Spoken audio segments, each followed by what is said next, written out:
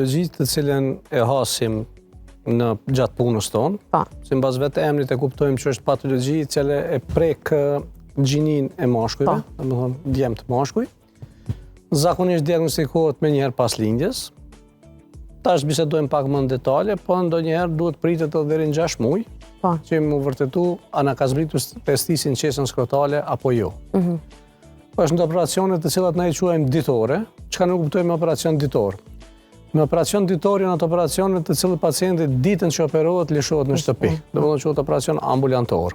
Dhe nuk është i komplikuar diçka.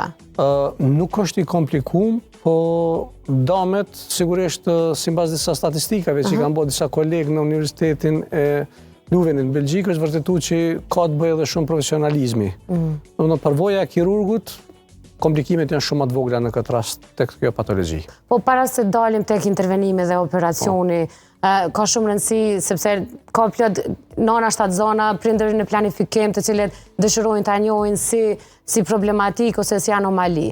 Kjo nuk dallohet në ultrazonin gjatë shtatzanisë nga ginekologu, domethënë. Nuk në patologji që bëhet screening me ultrazon gjatë shtatzanisë. Zakonisht mbas çdo lindje të gjinisë mashkuj, nga ekipi neonatologëve diagnostikohet a ka mungesë të testisit në qesën skrotale ose jo.